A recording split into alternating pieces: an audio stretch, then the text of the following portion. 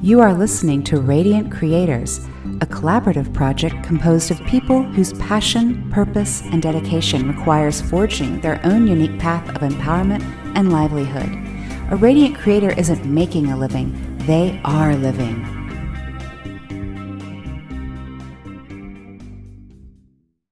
In this Radiant Creators interview with Phoenix Aurelius, there is great power. There's an alchemical renaissance happening, did you know? A magical experience of life that goes deep, that dives deep, is right there for all of us when we begin to have alchemical awareness, when we have an interest in this. Everybody does, you might not know it. Listen up, this is a good one.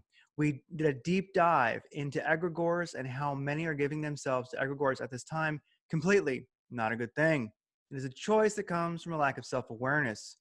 Also, did you know that you can create your own Servitor that circumvents this, that gives you power rather than basically being part of the herd under the power of an Egregor? So, Gandalf the Grey became Gandalf the White by creating a Servitor and incorporating that into himself. And when he did, Gandalf the Grey became Gandalf the White.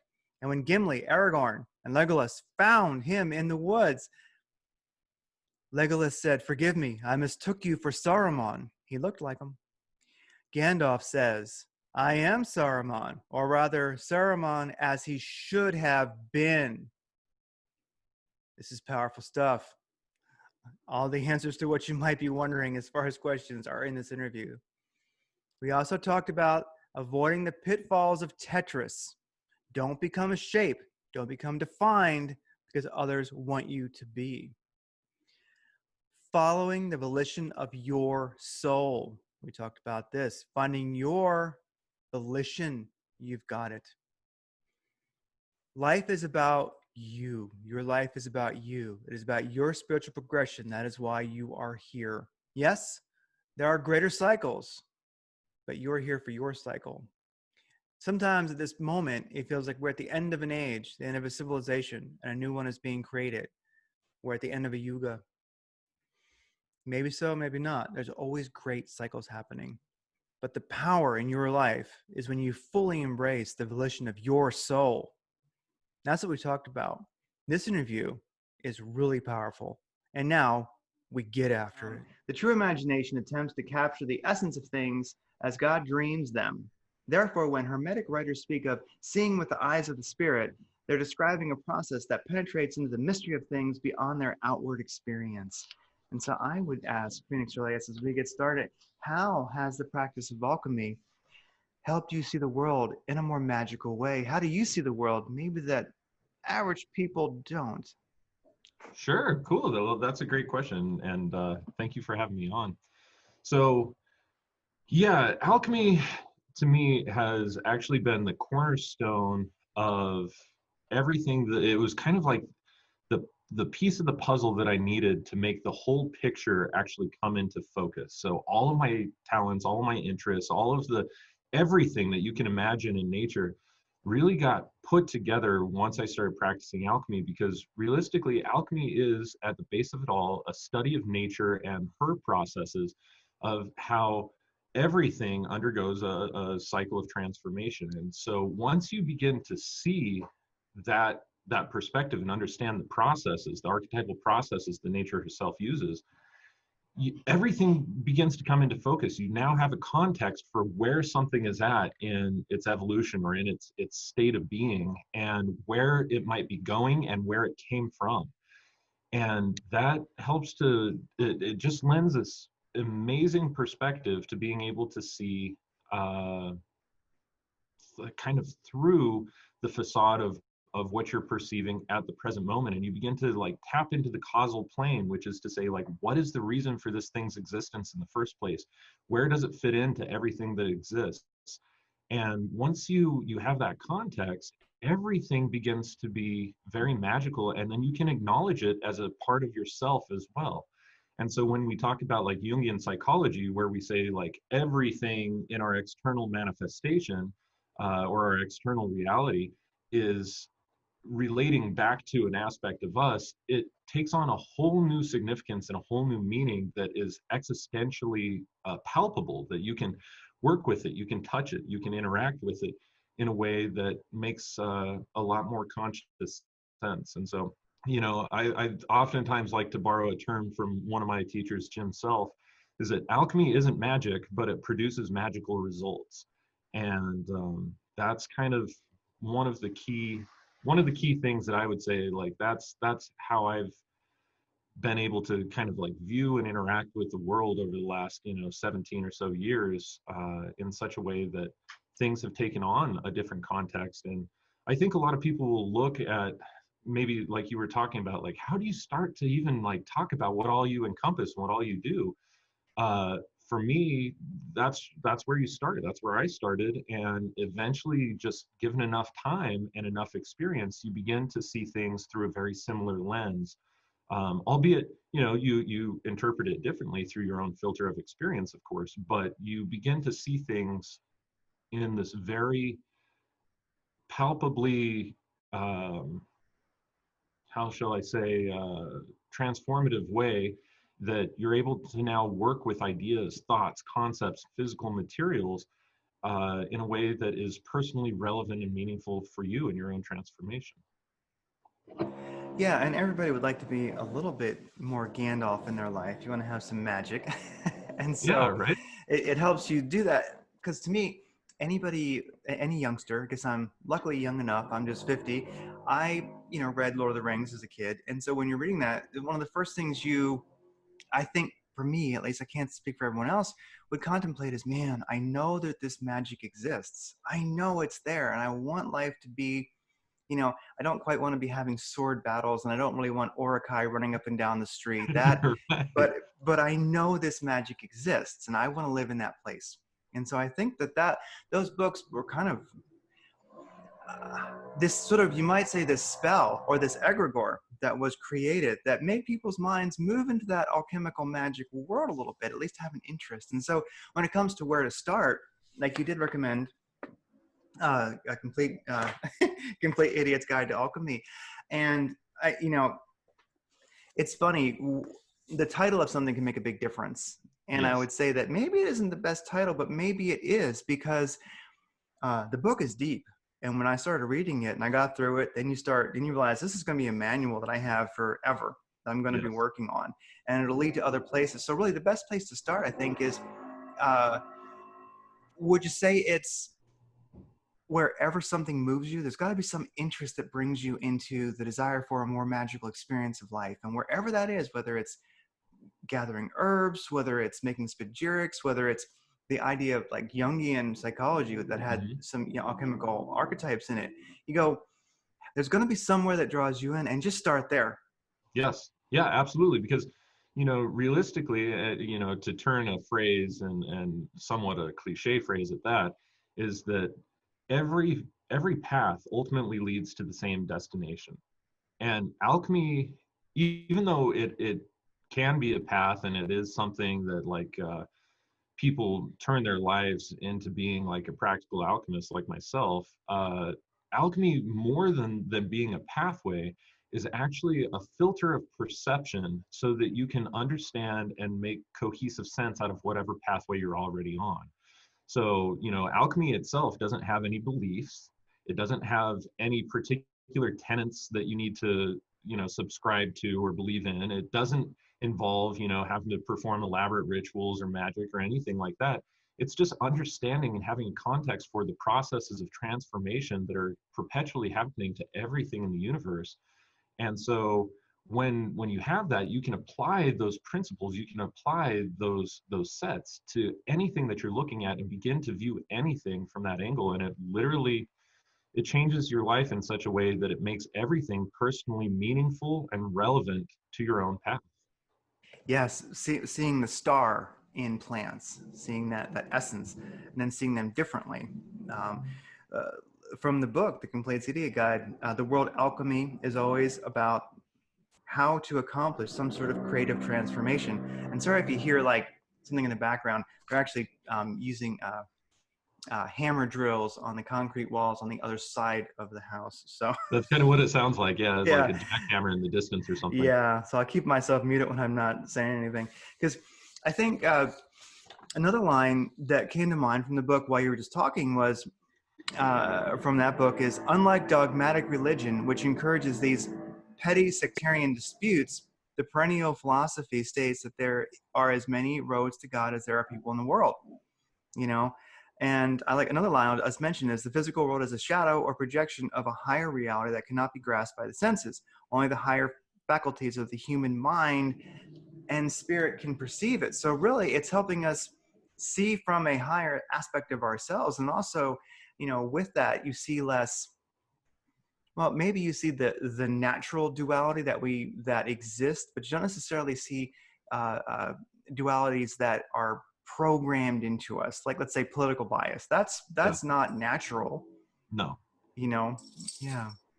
No, certain aspects maybe of it are, but you know, for the most part, that's something that has been inculcated into society, inculcated into culture. When you step back from the inculcation or the education and the biases that has given you, and you step back from that, you still begin to see a certain form of duality of passive and active aspects of nature. But that's all that it is this thing that you're observing, or is this aspect of yourself more passive, or is it more active? And that's the type of duality that you see. And really, that is what's important to see, because that is what the causal plane is made up of. Just like digital programming and everything that your viewers here today are seeing on their computer screens is actually all brought to us in zeros and ones at its very base coding.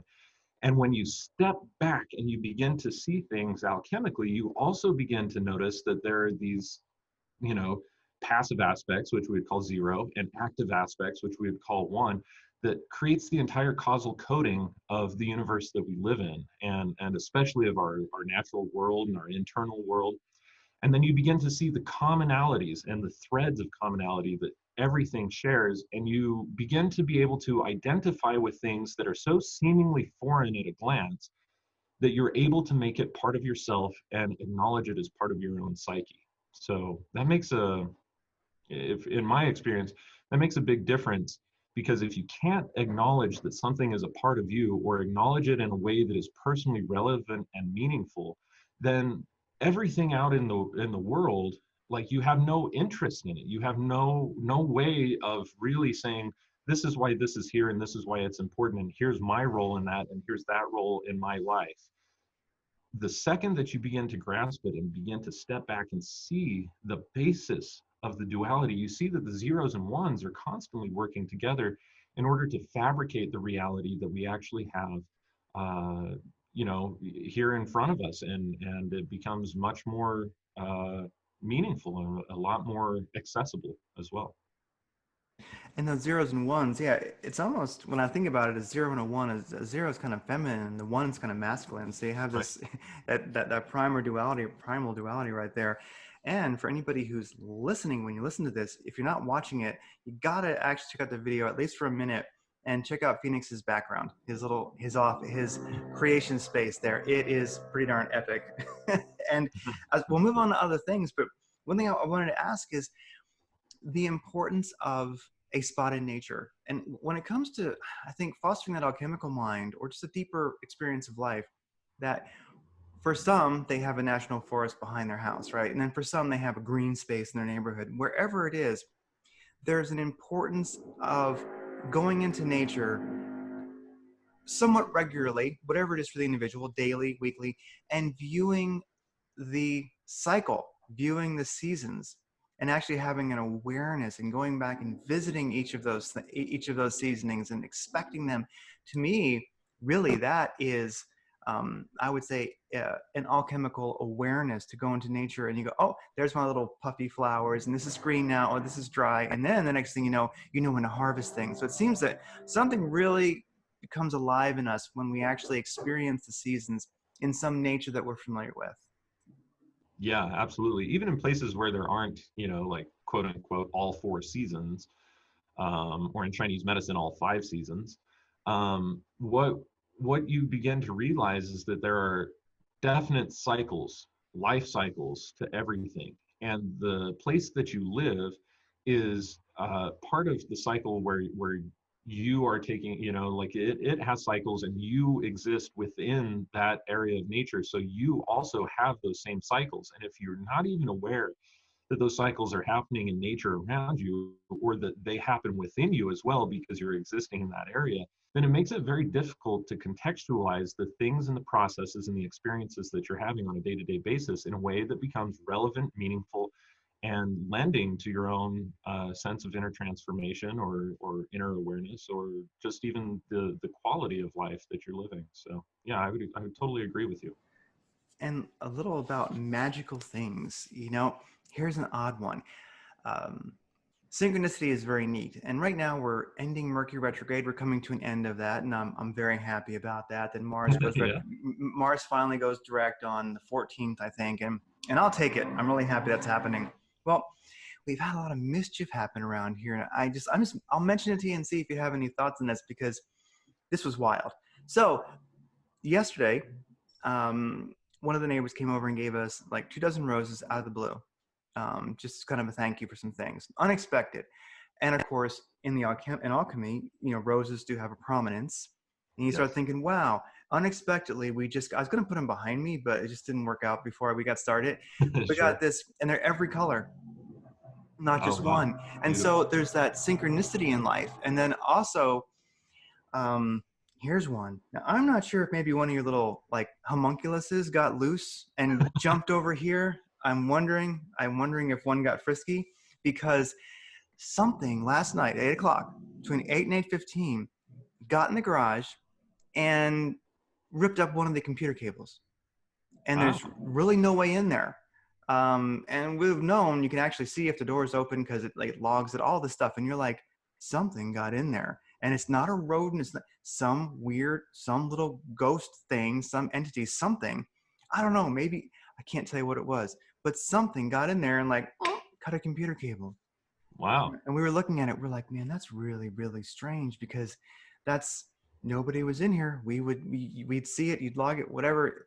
Weird. So do you find that when you're doing the work that you're doing, ultimately connecting to yourself, your source, you're connected to, one can call it inner authority, they can call it their God force, they also can call it, whatever it is, and you're creating and you become a more powerful being, that impossible reality just gets normal.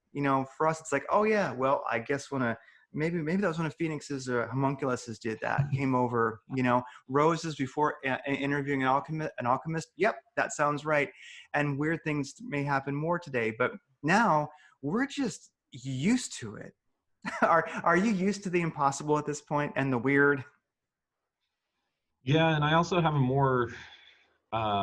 a deeper understanding of how and why certain things might happen, and especially when things like that, like quote unquote unexplainable things, technically happen. The more that you delve into what I would refer to as the unseen realms, the more you begin to realize that those things aren't really unexplainable, that they're perfectly explainable by, just like various concepts. Like, for instance, if that cable had broken, what is it about that cable that maybe would have caused this call to go out on its own as a result of Mercury retrograde, for instance, if you didn't go and buy a new one, or if like sometimes things already have their expiration date kind of printed in their causal imprint. And if you're not even aware that that exists, then you don't know how to keep up on those things in life. And so fortuitous things end up happening in ways that at first appear like a crisis in order to serve the greater good in the end. And so, yeah, like for me, it all just becomes very explainable. And the more that you work with unseen forces, the more that you understand, like, for instance, poltergeists, we're right here near Samhain or Halloween for most people. You begin to see that more spirits that are otherwise not around or not able to interface with this dimension quite as much are able to interface with this dimension. So, could have been ancestors, could have been elementals, could have been like a large number of things. And unless you have terminology and experiences existentially with those things to understand how they work, why they would work, et cetera, et cetera, et cetera. It just seems like a mystery, or like this, like, I don't know why. And a lot of people just shrug it off without ever trying to find the actual significance of these things. But once you begin to open up the floodgates of perception, so to speak, then you begin to see that there are more things in this world and in the different dimensions that we interact with as individuals, that begin to help make these things more meaningful, more relevant, and, like I said, more accessible. Yeah, you start seeing it differently. If I think about it, there's a lot of things I was going to do this morning that probably would have made me rather busied and hurried and running around. But since that office, well, I got to replace that computer cable. Well, I didn't do it, and so I'm doing I'm talking to you in here rather than out there, and in here's probably better. So it's all good, and it's just a mystery, and you start to enjoy it. You go, all right, this is fun, this is neat. Yeah. And you're not really scared. I think a lot of people might have been frightened by that, or just would have. I guess the mind can just kick things out that don't make sense. Yeah. Because this doesn't make sense. I'll just whatever. It must have been it can be explained, but I don't care for trying to figure it out. Where, for us, we just go, this is groovy. This is neat. Okay, well, cool. All right. A great spiritual character, Stuart Wilde, once said, if you're in the right place and you come home and somebody had broken into your house and your TV was gone, you would just go, I guess it was time for the TV to go. Yeah. You wouldn't really be upset. It was its time. It had that expiration date you're talking about. Yes. Well, so we definitely have talked a lot about the benefits of alchemical seeing. It does create a magical experience of life, a more magical experience of life. You recognize the deeper beauty in things. You're living deeper and seeing deeper than the mundane surface. And you are seeing that inner star that I think I've heard referenced in alchemy, the inner star of a plant. And what would that be that we're seeing? Well, that difference is going to depend on what plant that you're looking at, the time and seasons and so on and so forth. But it's a common idea within most alchemy that originated really with Paracelsus in the 1500s, where every plant actually is a fractal representation of one or more parts of a constellation or a planet. And so its inner star really is the thing that it corresponds to, or that it's governed by the most. Understanding that everything has some sort of connection to the cosmos around us.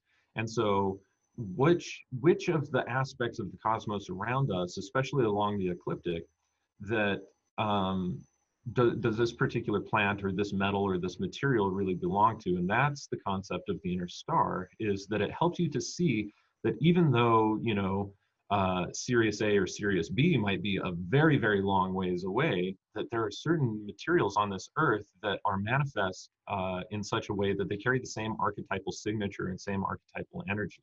And when you learn to interact with things like that, the things that you see in your own microcosm actually have a kind of causal and connective thread to things that are happening in the macrocosm. And that's why we say that which is above is that which is below, and that which is below is that which is above. Yeah, and something that comes to mind is when you were saying that is how alchemy, versus the science of today, and I don't necessarily want to compare them, but something that I do think about is when you look at old buildings, if you go through old Philadelphia, if you go through New York, for instance, I'm just referencing the East Coast. So that's kind of our older buildings that are still here, or here in New Mexico, we're in Arizona, but like in New Mexico, older missions and such like that. Very different architecture, but still there's beauty. There is this aspect of beauty. It was harder to do, but they took time when it was way more of a struggle to make things beautiful. And now you look at buildings, look at architecture, it's very perfect, straight lines, it's very neat, but it doesn't have an inner star. To me, it doesn't have that soul. So how does that kind of fit? Maybe you could say how we used to have alchemy, and now we have more of what we consider like modern science. But wow, we're missing the soul, the heart of things, and beauty. Yeah, I mean, to put this into alchemical terminology, you know, alchemy really, since the time of Paracelsus, alchemy has always theorized and broken things into, at face value, you see something, you break that into three things. The first thing is the vehicle or the body. The thing that animates the body is the spirit, and the thing that actually gives that body its own unique type of persona or characteristic is going to be the soul. So we always have the soul, the spirit, and the body that are constantly in all things, and that we break all things into, whether it's in the laboratory or within our minds and so on and so forth. It's all a holographic and fractal concept. And it seems like since Helmontian chemistry has come around, and you know, especially after that with the invention of more elements, which we would refer to today as like the periodic table of elements, as opposed to, you know, the four traditional Aristotelian elements, what you begin to see is that people are focusing so heavily on the body of things. And this is also true in our culture. Like, take a look at all of the pop icons that you know, like they're constantly going to the gym and going on these diets, and they're so focused about how they look and how they come across. They focus very much so on the body, and they've de-emphasized the perfection of the soul and de-emphasized altogether even the awareness that spirit even exists. And so in this, you know, our modern sciences have become not inert, and they're certainly not irrelevant, but they don't have the same holistic and well put together viewpoint that alchemy has. And so when somebody studies alchemy, you know, you can't, like, for instance, I in my alchemy lab, I don't just completely take all of the scientific aspects and terminology and all of the things that I know about modern science and just throw them out the window, but rather I begin to reconstruct within the context of modern science what the soul and what the spirit of the materials or processes that I'm doing are. And when you do that, all of our modern science actually has the ability to become completely alchemical. It's just that the myopic view on the body alone has completely separated and created this vast distance between a more holographic and fractal perspective of the universe and where everything fits in. And I think that, you know, like there are a lot of places and a lot of scientists that are naturally moving in that direction, even without having a good context or background for alchemical studies, like the Heart Math Institute, for instance, or, you know, like the YouTube channel Spirit Science, and so on and so forth. Like, there are a lot of people that are being able to reconcile what we find in modern physics and in modern chemistry and so on and so forth, that are able to reincorporate what the internal significance is and what that fractal significance is to our lives. And I think that that's where life really becomes rich, and where a person really begins to understand, you know, the context for why these arts exist in the first place. Because chemistry, for most people, when you go in and you study today, is just a boring, monotonous class, not filled with very much laboratory work really at all, but with these inert, hollow mathematical equations that constantly need to be performed, so that by the time you get into the laboratory, you just put everything in the way that the mathematical formula says, and you just let it run its course. The actual art of the observation of what is happening in the laboratory when they're performing chemistry, though, and the internal significance that it's having and how it's moving the energy inside of your own body and mind and psyche and spirit, so on and so forth, that is altogether foreign to the modern chemist. And when an alchemist, even in a chemistry laboratory, steps in, seeing things through the alchemical angle, now suddenly it comes to life in such a way that it becomes personally relevant, almost as a living metaphor for the very same processes that you're going through archetypally. And that's a big part, a big difference actually between alchemy and chemistry today, is that the alchemist views the work that's happening in the laboratory and uses that as a meditation, a living diagram for how to be able to refine the various aspects of either the body, the spirit, the soul, or all three of them that are happening in the microcosm. So you're doing something in the macrocosm, but inside the microcosm, what is happening as a result of performing that ritual? They're bringing magic to it. A street poet in New York was once asked why were buildings beautiful at one time when they were made, and now they're not. And he pondered for a moment and he said, it's because the people who built them felt beautiful. I've always liked that, you know. So you're bringing that beauty, that awareness. You know, a lot of things I learned in this book and some other study recently have come from alchemy that we don't necessarily realize, like the double boiler. I think was originally created that way. And then there's so many things that are aspects of our lives that we're not really, we don't realize that's where they came from, like a tin can, because tin preserves, and copper doorknobs to kill germs. I didn't know why they were copper. Silver coins for preservation. Toss a silver coin. The Romans used to do that. Toss a silver coin in a barrel of water and it stays good. What are some things that we use every day that we don't realize actually have their root in alchemy? Absolutely everything. There's not one aspect actually.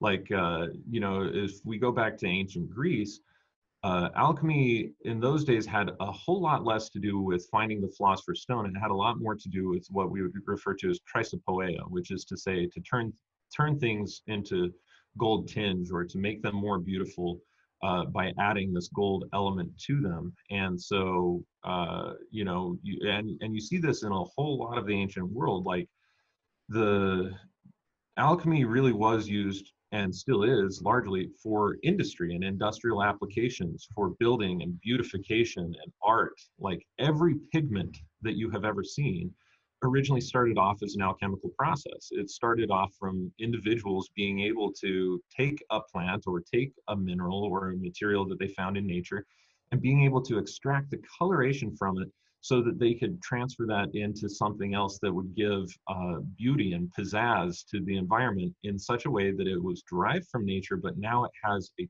totally different perspective and a totally different way of coming across. So, you know, all of your colors, every single drink that you've ever had, if you've ever mixed Kool-Aid, you know, the concept of dissolution actually is something that stems from the alchemical process. You know, every metal that you have available, whether you're using stainless steel or whether you're using, you know, copper, brass, bronze, you know, tin, anything really, those arts of being able to refine those metals all started off as an alchemical process. And when people first discovered them, there was the pervasive concept of you know, as within so without, or as above so below.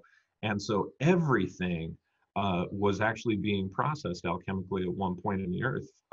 And so everything that we have today stems out of that. It comes out of that tradition. So there's literally not one aspect of anything that we're doing today, or any objects that we have or technologies that have developed, that do not fit within the alchemical paradigm and did not grow out of the alchemical paradigm as well. And, you know, once, you know, I like to define it like this actually, is like, if we were to say that alchemy at its heart, you know, the most objective definition that we can get, that alchemy is the art and science of transformation.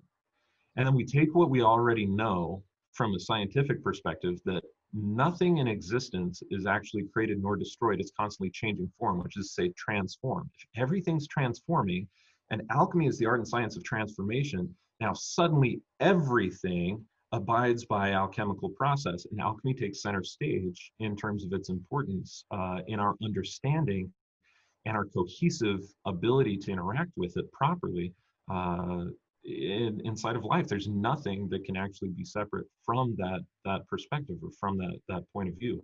And it's that very principle actually that I am looking to weave very deeply into our social fabric again, because everything has become so hollow and has become so inert and so largely egotistical and focused so much on the body and how do I appear and so on and so forth, that people are not getting even 1/3 of the experience out of life that they possibly could.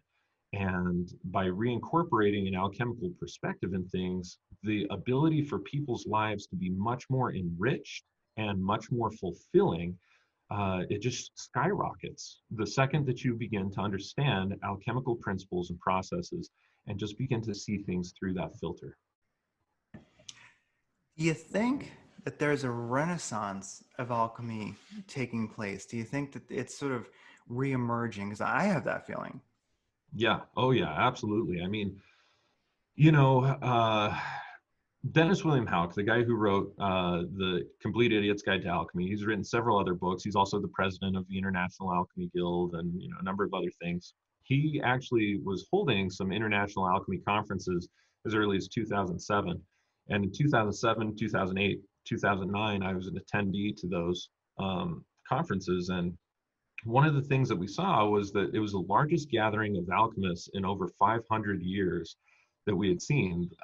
So if you just trace that back to the end of the Renaissance, really, like or the end of Middle Ages, beginning of the early Renaissance, like late 1400s or 1500s, then we begin to see that those very same cycles are upon us again. And there are tons and tons of people who are getting back into alchemy and beginning to see things from an alchemical perspective. And some of them actually lack the same perspective, perhaps, maybe that I have or that Dennis has, in that everything is alchemical and, not just one action or one facet of it really defines alchemy.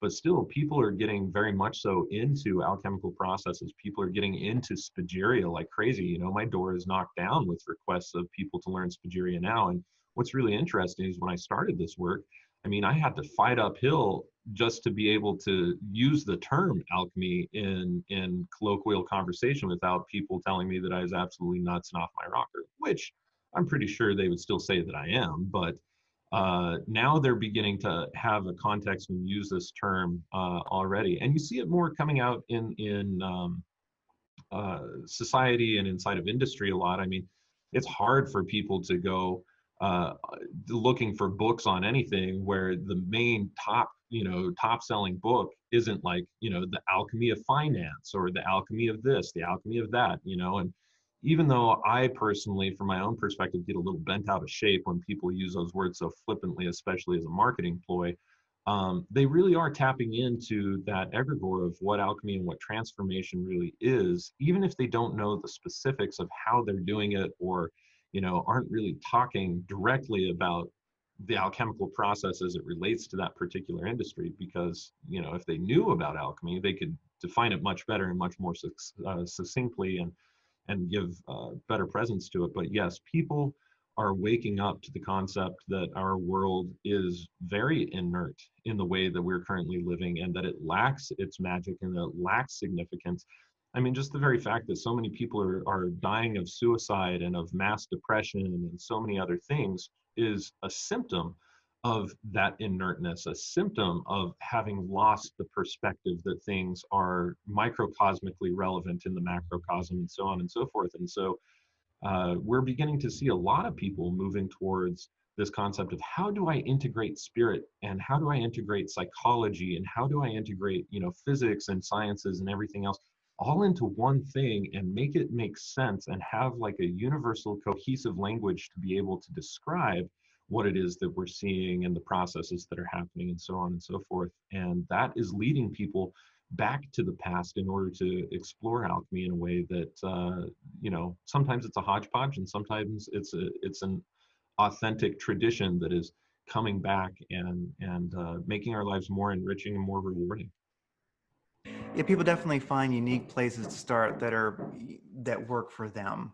Yeah. And I guess alchemy is kind of a big umbrella that covers, I guess you could say, a lot of things, but or maybe not, but Oh, it does. Yeah. yeah. It's like we might say alchemy, and of course that might be somewhat specific by that definition, but you could consider wildcrafting. Like that's one people are starting to do more. They're going and learning their native environment and what can they eat there. Like, and then that creates a much more living experience of life. Then nature becomes much more alive for the individual, and the thing is, it turns on instincts and abilities that they have within them that they didn't know were asleep, just because they're out, picking blackberries basically, and wild blueberries and such. Because so there, I do see that renaissance also.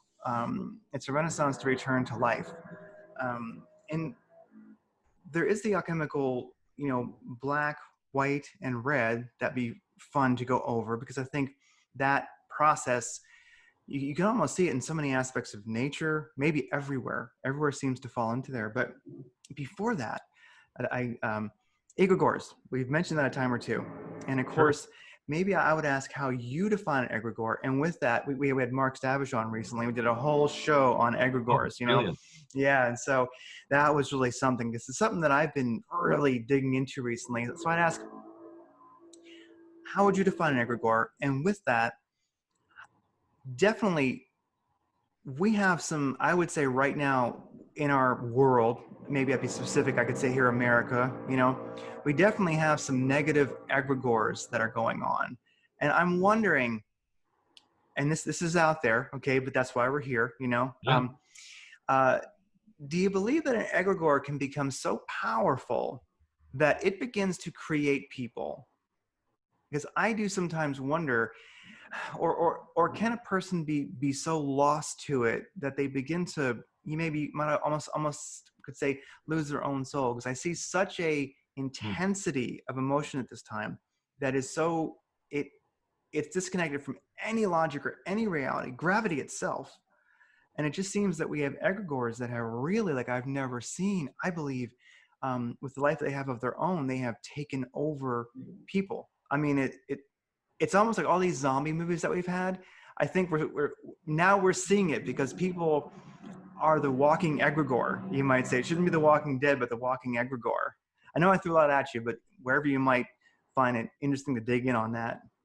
Sure. Yeah. Well, let's just start at the top. You asked maybe how I would define an egregore, and my definition of an egregore is very, very similar to Mark Stavish.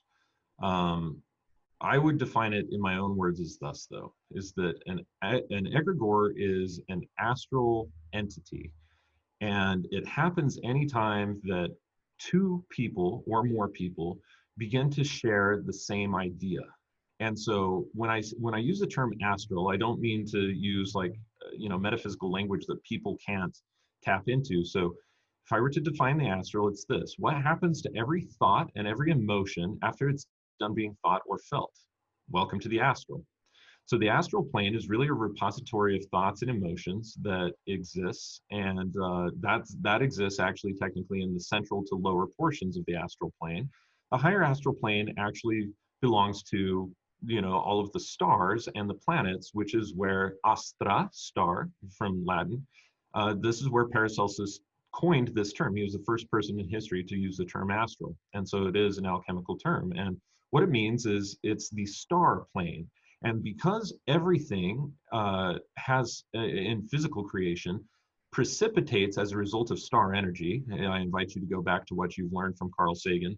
Everything is star stuff, he would say. And that's really what we're talking about here, is that everything has come ultimately from the precipitation, condensation, and volatilization ad infinitum of star material. The higher portion of the astral deals with the archetypes of stars and planets and where they have formed and their influence on us electromagnetically, gravitationally, through the strong nuclear force and the weak nuclear force, so on and so forth. And so realistically, that's the higher part of the astral. The lower part of the astral are immaterial things like thoughts and emotions or feelings and beliefs that exist that belong to a conglomeration of one or more of those star energies and planetary energies. And so what ends up happening is that in order to make anything actually physical, it first must be precipitated or condensed out of the astral plane and then into the physical. So for instance, every time that you write something down, you're taking a thought, and if you can point to where your thought existed before you thought it, then you would understand where the astral plane exists. Okay, that is the astral plane. So you would take this thought, you would then channel the thought, and this happens in the human anatomy through the mind, and then you would draft it out. Now that idea has become physical because it is actually written in ink and so on and so forth. And when you take that thing, like for instance, a script for a movie, and you say, okay, how can I actually embody that thing? Then it comes into the physical. The same thing happens with all forms of energy, regardless of their level of density. And so this is a basic concept, a basic universal truth of the way that things move from one state to the other. They first exist in a very volatile state in the spiritual, then in the causal, which is to say, if they're going to be created, what is the purpose of their creation, and what is the scope and the scale and the size and the duration and so on and so forth of its existence. And then that descends into the astral plane, which is to say, here are the energies that make this possible by way of archetypal energy. And then you combine various archetypes together, put them together. And, you know, for lack of a better term, a lot of people like to think that alchemy is just like mixing things and making something. This is where astral alchemy would really kind of happen. And then from there, it descends into the physical. So this is constantly happening, and people with their thoughts and their emotions are constantly interacting with the astral plane. And Egregor is when people tap into the same thoughts and emotions, and then they give that thing its power through belief. And this is why I'm such a huge advocate of not believing anything, and to completely eradicate the term believe or belief almost entirely from the way that we think and interact with things. Because the second you believe in something, you're tapping into an egregor. And actually, like Mark Stavish will tell you in his book, and you know the other interviews that he's done about the book, is that not all beliefs are bad, not all egregores are bad. In fact, some of them are wildly beneficial. But you can tap into an egregore without believing it. When you believe it, you're actually creating some sort of sense of solidification in your identity as a human individual that draws energy from the egregore or the thought or feeling itself, and causes you to see things through a certain perspective and only through that perspective. And this is where egregores can both be beneficial and be dangerous. For instance, if you believe that absolutely anything is possible, now you're tapping into this egregore of infinite possibility, and now you have an entire world of possibility open for you because you're drawing your energy from that astral egregore. However, if you believe that, you know, one religion is absolutely true, or that the tenets of this thing are the only way that it could possibly work, or if you believe in science, for instance, and you don't actually perform science and observe it objectively, then you're being limited in what you're able to perceive and what you're able to do. So for instance, I could believe that a table is actually a turtle because it has a hard shell and it has 4 legs. But unless it displays the qualities both physically and metaphysically of being a turtle, unfortunately, objectively, it's still just a table. So an egregore is really a thought form that people buy their energy into. And the most important thing to think about in terms of egregores is you might believe in something, which is to say that you are literally paying attention. You're using your attention as a currency to be able to draw energy from that egregore for your own, you know, either psychological stability or your own sense of security in life, or your own sense of knowing without actually knowing, because that's what a belief is. Like, you don't need to actually form a belief or tap into an egregore unless you are afraid of the unknown. And what an egregore does is it provides you with a sense of certainty that is usually false and very fleeting, but it provides you with a sense of certainty about what it is that you're experiencing, so that you don't, as an individual, actually have to objectively observe it and come to your own conclusions about it. Somebody else has already come to these conclusions, or multiple other people, like group think, and it gives you a state of perception that you feel that you are right and that you are part of something bigger than yourself. And so when people are afraid of walking their own path or knowing their own certainty, their own truth from their own existential state of observation, then egregores are wildly popular. And, you know, whether you subscribe to being Democrat or Republican or Libertarian, these are ideas, these are egregores that simply exist. And when you tap into these ideas, you take on that whole energy. And the biggest thing to ask yourself is, I'm giving my energy to the egregore. And so I'm serving the egregore, but who does that egregore serve? And the most clever people on this planet have actually been able to utilize egregores consciously to be able to control the emotional and the logical persuasion of other people. And it's used as a vice for control, almost exclusively. So if you ever hear ba ba ba da, you know, or the little McDonald's theme, or you see the golden arches or anything like that, you're tapping into that egregore, and you're tapping into the way that it feels, despite the logical information that we know of, like, oh, this actually isn't healthy for us. This actually isn't even real meat. This isn't even, you know, real substance that is nourishing or completely real. you tap into this idea, and because millions of other people tap into that idea, it holds a certain sway over your thoughts and your emotions, right? And so for people, in my experience, the most liberating thing that they can do to be able to see the world as it truly is, or as they can truly perceive it, is to disentangle yourself from as many egregores as possible. And if that one thing alone were to become the context of the next 100 years of humanity, we would see that most of the problems that we have by way of politics, by way of corporatocracy, by way of religions, by way of all of the modes of control, would simply fall away in their importance in our lives like overripe fruit from the vine. And the egregore may still exist, but if you're not buying into it, which is to say paying literally your attention to it, then you begin to be liberated from it. And it doesn't actually have sway over the physical reality that we have as human individuals. And so even though it sounds like a very esoteric concept, it's a very real, practical, and tangible way of interacting with thoughts and emotions and allowing our own neutral state of observation, awareness-based observation, to be able to guide our own lives in such a way that we don't need to draw power from the collective thought. We don't need to draw power from a collective way of thinking or a whole group of people. We can be absolutely fine and solid and complete with the way that we ourselves are observing things individually. And you'll find inherently that certain egregores, especially what I was talking about is like stars, planets creating that upper astral plane, that they're already creating cycles of thought, creating cycles of evolution, catalyzing the astral plane in such a way that it alters our physical reality already. And so you don't need to be trying to tap into these other things. And most people actually buy into egregores due to insecurities, one or more different insecurities on one or more planes: physical, mental, psychological, spiritual, etc. So being able to disentangle from that and becoming secure in your own state of observation is probably one of the most important and relevant things that a modern individual could do, not only to save the planet, but in order to save themselves, because otherwise we're being guided very heavily by individuals who are manipulating the egregores that most of humanity has bought into, including religion, politics, corporatocracy, etc. Yeah, something I'm seeing right now.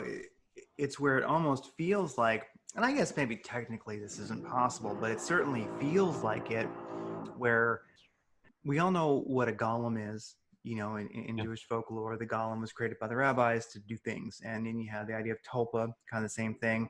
I guess hermiculi is different. We have one in the garage right now, breaking things. So, but these beings are all created by the intent of an individual, of a human, where I guess you could say that is a human creation where, just for lack of better words, I would say, but a human is a creation of God, of universe. And so it seems like, and maybe this is just me as I go through my own, path to wisdom, as I'm growing. Sure. But I see it where, wow, it does seem like the egregore is giving birth to people. I mean, it's an odd way of looking at it, but I go, wow.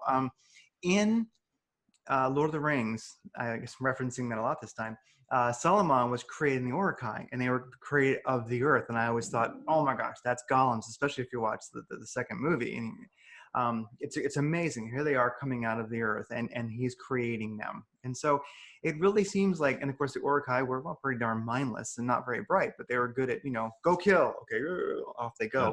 They'd kill half of each other on the way there, but they would go and do it, and it seems like we really have people who are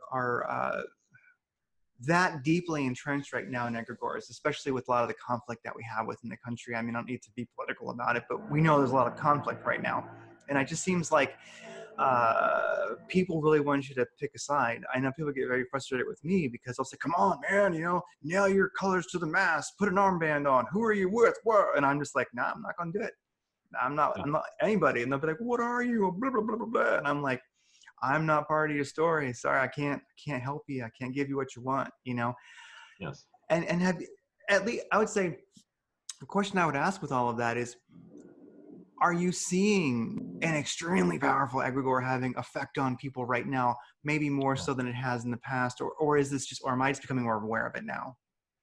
Well, I think, I can't answer that question for you, but what I can say is that from my own perspective, what I have seen is that most people give themselves wholly to egregores because it gives them a sense of identity and of meaning and of purpose in their lives that they otherwise lack in the definition for themselves.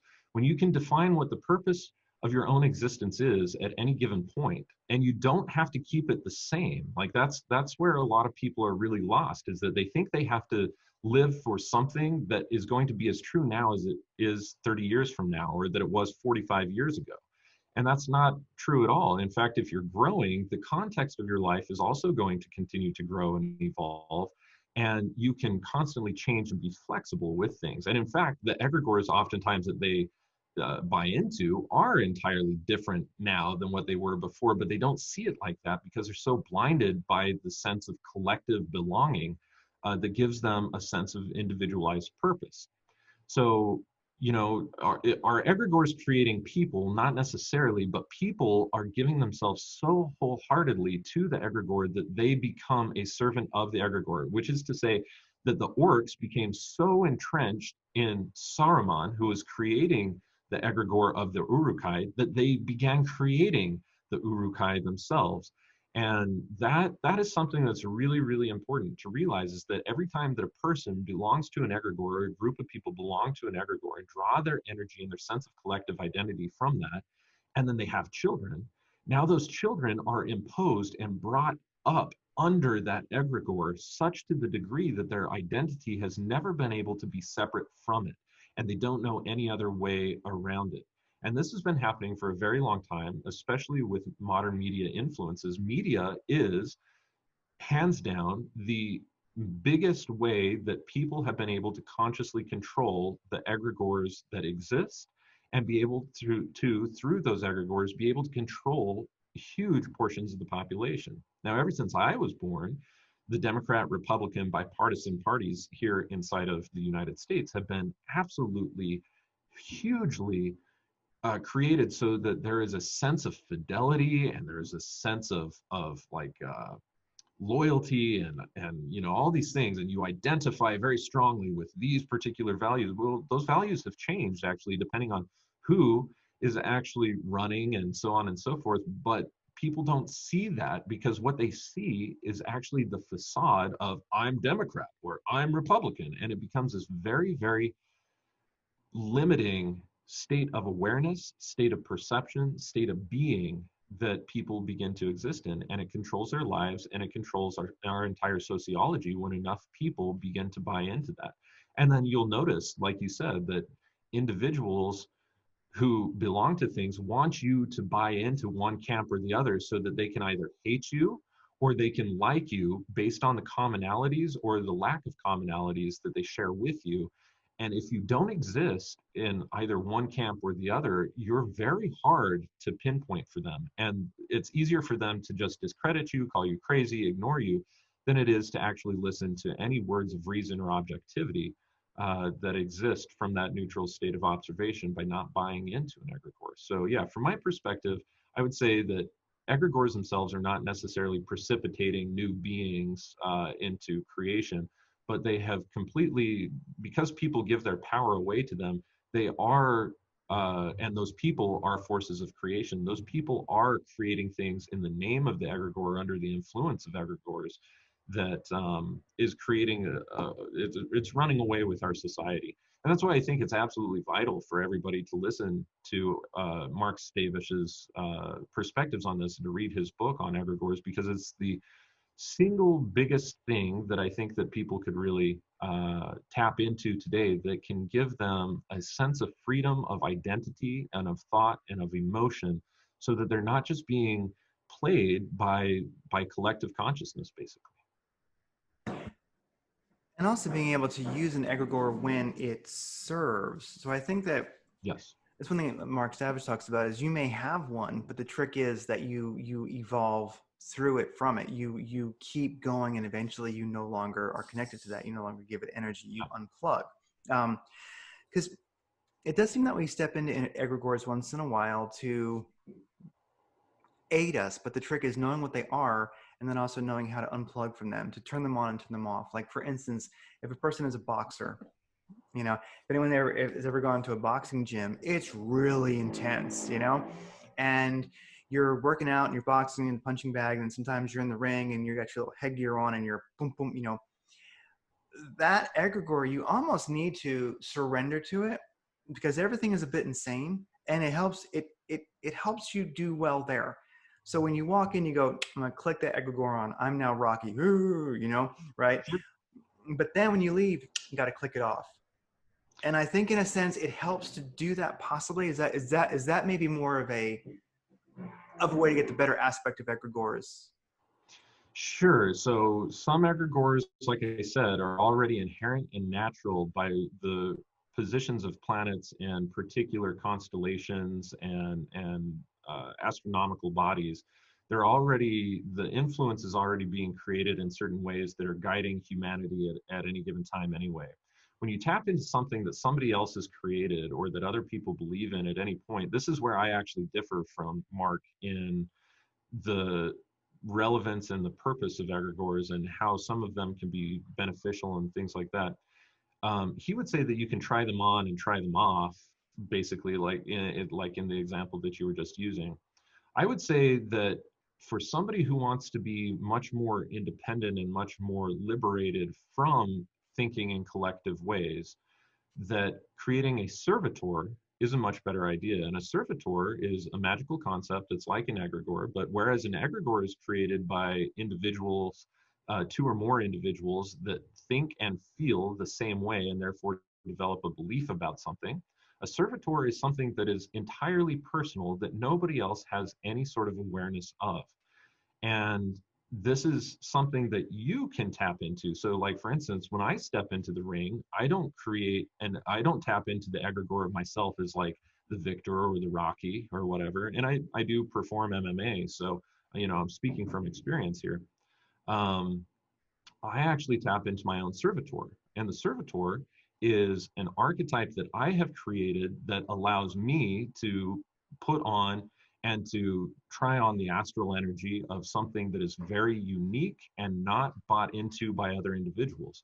And so my style is very different because I don't have a style and I'm not drawing upon things that people can cheer on or say like, oh, he fought the same way in the last fight as he did in this fight. You know, it's not any of those types of things. It's being able to create an archetype that meets the need for who it is that I'm up in the ring against and for what I want. This isn't very popular though, because people want to buy into the egregore of the person in the ring. And if you are trying something on like the Rocky egregore, then you have the underdog kind of aspect coming on. Or if you throw on the Mike Tyson egregore, for instance, then it's like, oh, this is a heavy hitter, virtually undefeated, those types of things. To me, all of those things, even though they can be useful, absolutely, they are of a lesser evolved state than when people come up with their own idea of how they actually want to perform individually and detach entirely from the collective consciousness. And it makes it hard. Like, you're not able to build up a big fan base when you create servitors because you don't allow other people to become aware of what archetype that you're creating and so on and so forth. So egregores are really good for business perspective so that people can identify what your business is and buy into that concept. But notice the language that I'm using, okay?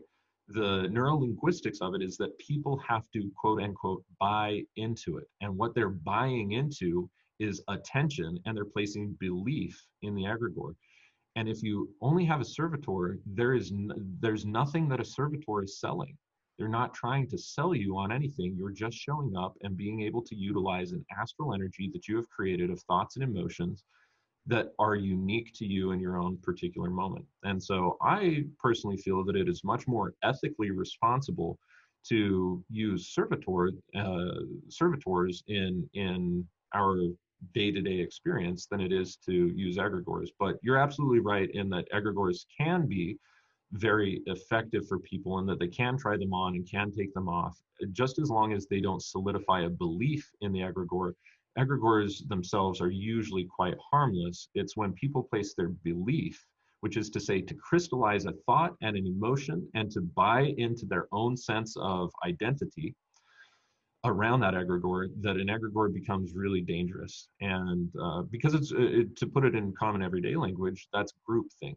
And groupthink or mob mentality has always been dangerous. And I have yet to point to a single point in history where mob mentality has been truly beneficial or even objectively correct to use. Absolutely. There's one of those great demotivational posters, and it has like hands all kind of in a circle grabbing each other's wrists kind of, and it looks like a neat picture. Yeah. And there's this great, it's called Demotivational. I think there's a website for it. Somebody makes these. They're so amazing. And it says teamwork, because none of us can screw it up like all of us. Yeah, exactly. And that's mob thing. Really, I think definitely. Yes. Well, now you did mention Servitor. Now this is really powerful. I like this. This is useful. So would that be spelled like Servivetor or? Yeah, Serviitor. ITOR. Okay.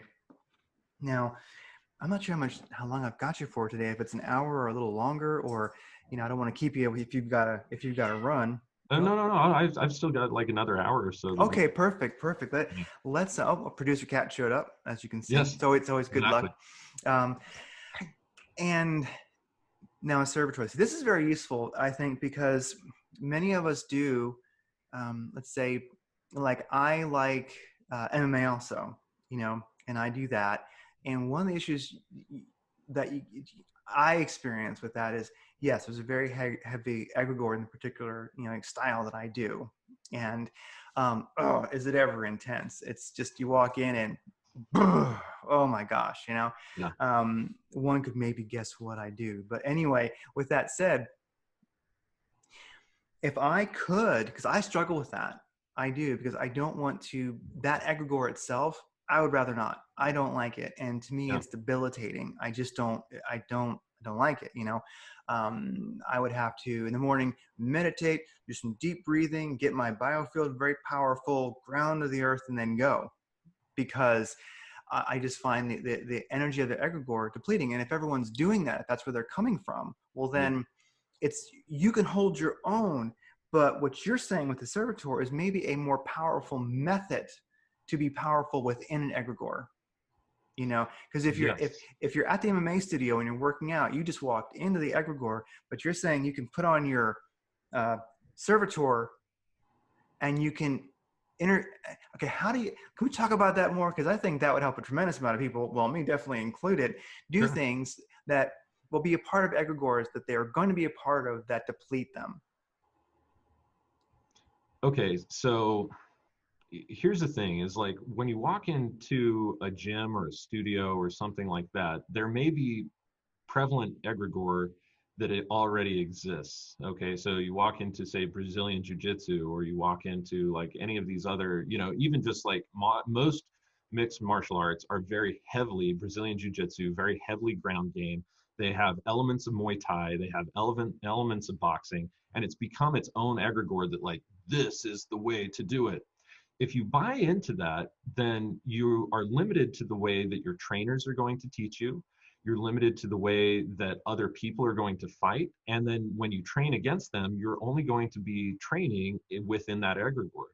What ends up happening is that when you fight somebody who has a somewhat unique style, then all of a sudden, all of your training really is pretty crap. And if you've ever watched any good like UFC match where somebody new steps into the game and they just completely obliterate. Okay, like Conor McGregor was a great example of this when he started training. I forget what he was with the Israeli guy. I forget his name, but he started doing other things and moving in more primal ways and breaking out of the typical egregore of the traditional MMA style and stuff like that. You would see that he used what was effective for him in his methods. And so, like part of his training, he would actually like punch a tennis ball up against the wall and use for accuracy training. And this is what made Conor McGregor, in my opinion, so unique as a striking offender, is that his accuracy was just outrageous because he learned to hit very small targets and to adjust his body mechanics based on however that ball was going to come at him, and to keep his eye, his eye hand coordination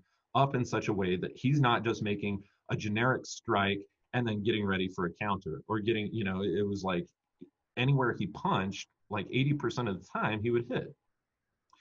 And so realistically, when you tap into an egregore of anything, but especially with inside MMA, what you're doing is you're limiting yourself and trying to draw power to yourself from the egregore by the sense of belonging. And it gives you the sense of like, okay, I know these things, I'm now safer as a result of knowing these particular things. Where realistically, what a servitor is it's something that you have premeditated and created as a thought and an emotion that works specifically for you, that is going to be something that guides the way that you move. And when we're talking about that in the ring, what that really looks like is that you may not necessarily have one particular style. You may have learned many styles, or you may only have learned one style, but you utilize the style that you have created, whether it's popular, whether it's bought into, whether people think it's effective or not. You use it in a way because you know that it's personally effective for you. And that makes it very difficult for other people to buy into that concept. And so magically, a servitor, when we talk about actual performing ceremonial magic, or when we talk about performing elemental magic and so on and so forth, a servitor is a being that is created in the astral that is able to help you fulfill your will and to do your bidding. And so that's what most people are using egregores for, especially unconsciously, is for them to have their will be able to be exacerbated by the power of the egregore itself. Whereas a servitor is like, you have developed so much certainty and confidence individually about what it is that you're doing, and the state of mind and the state of emotionality that you have around it, that it's personally effective regardless of what it is that you're trying to do. So really, it doesn't matter if you win or if you lose, or if your ground game is awesome or if it's lacking. What matters is that you fulfilled exactly what it is that you wanted to do based upon the way that the servitor was created. And so, for most people, a servitor is a weaker version, so to speak, especially when you start out, than an egregore. But it's just like going to the gym. You might start off and your willpower is actually pretty weak, in the way that a muscle might be weak when you very first start going to the gym. But you keep at it, and you keep at it, and you keep at it, and the muscle becomes stronger. And in that same way, the servitor becomes stronger. And what's cool about a servitor is that it can actually adapt and change to circumstances as is necessary for you and for your own evolution and what your will is, as opposed to an egregore, which requires hundreds or thousands of other people typically in order to buy into that thing, in order for the egregore to change. So a servitor is infinitely more personable, and it's able to be changed and altered at the will of the individual, or at the will of the magician, as opposed to an egregore, which can be tapped into by absolutely anybody. And the will of the egregore is usually manipulated by certain people in the background, and has nothing to do with your own individual will. It's just a tool that you could use in order to exacerbate your own will if it's congruent with the direction of that egregore at any given time. And then with the servitor, if I wanted to create that, I mean, I guess I'm speaking in personal terms, but ultimately it works in many different terms. It'll work for anybody in their own specific circumstance. But so if I was going to go to the MMA studio, I would basically create my servitor, and the creation process would basically be clarifying why I'm there, what I'm doing it for. Then it would be, I could say that, like my servitor is ultimately, I am my own personal militia. You know what I mean? Yeah. And I just believe that it is better to be good with your hands, and also it's just fun. I have that, let's just say, some areas in the chart that makes me like to fight, it is good. And so I just tend to think, oh, this is how I can, experience strong areas. I can, and I just have it in me, just call it whatever. I I don't really want to fight anybody. Are you kidding? No, I hate getting hit in the head. It sucks. Yeah, I don't definitely. like violence one damn bit. No, it's awful, you know? But there's also something about it that I do like, but it can be a very constructive Yes. thing. And so you go, so my like servitor is this personal militia where I can experience this inner need to fight in a way that is not ridiculous violence. That's I have, you know what I mean? It's this like civilized violence that helps us not be too domesticated, that some Yeah. of us have a connection to in our soul, you know. Like, would that be a good start for that servitor? Is that the kind of definition that you need?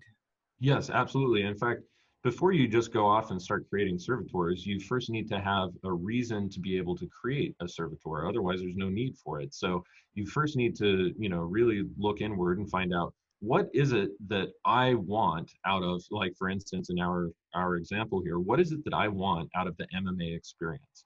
And, for me, it seems to be pretty similar to you, is like, I want the ability to be able to defend myself in all situations and to be ready to just throw down if I ever need to or want to protect myself or others that are being treated unjustly. So that's my need that I would create. Then I would have to go ahead and create mentally what are the styles or the style or styles that I need to be able to work with in order to have this servitor, this idea, be actually effective for me so that I can call upon it when I need it and put it on, and which, what do I not need? And oftentimes these are qualities of thought-based things. So for instance, you might have like protection, you might have awareness, you might have readiness, you might have all of these different aspects that are qualities that need to be there, and that exists as the thought form.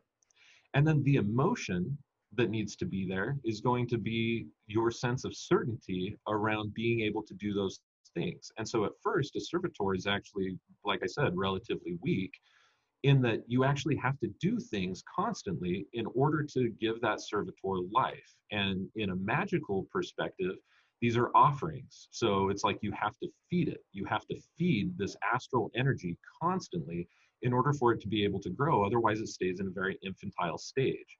And so this is where a person like you or I would actually step into the ring or go to the gym, go undergo training, so on and so forth, so that the qualities that we looked for as the thought-based aspect of the servitor are actually being fed and being nourished in such a way that it gives us a sense of certainty about being able to embody those qualities ourselves. And so today, for me, it's like fierceness, steadfastness, resolve, justice, all of these things are qualities of the servitor that I would use when I'm stepping inside of the ring or performing martial arts of any sort. And boom, at a certain point, your certainty continues to be so solidified that there's nothing that can shake you in that. Even, like, it's not like you step into the ring, you're going to win 100% out of 100 battles. Even the best MMA artists don't have track records like that. But it's that even if you lose, the servitor actually came to help and was there helping in such a way that you just recognize what the weaknesses still are in your own game, so that you can step back into the ring and continue to add maybe another quality to that servitor to uh, help protect you or help provide more of what you currently lack. And so every example of trying to defeat another opponent or so on and so forth, it really just becomes an ability to test what the blind spots are of that servitor that you have. And the more that you build it and the more energy that you give that thing, then the stronger it becomes, and it becomes a part of your individual persona and helps you to achieve what you as an individual are looking to achieve, as opposed to becoming part of more of a collective sense of achievement. Perfect. Yeah, some of the things that I definitely picked up while you were talking is, like you said, you have to have a reason, yeah, and then you have your definition. You define what it is that you want your servitor to be, and then we feed it, which is ultimately you. I also think part of feeding it can be, I might use the word sacrifice, in Sure. that you are giving time to this. You're giving blood, sweat, and tears, like literally. Yeah. and so there's an aspect of you are, feeding it with your effort, also feeding it to a certain extent with, sacrifice of your time and Blood, sweat, tears. blood, sweat, and tears. You are sacrificing blood, sweat, and tears. You really are. It's great. So Mhm.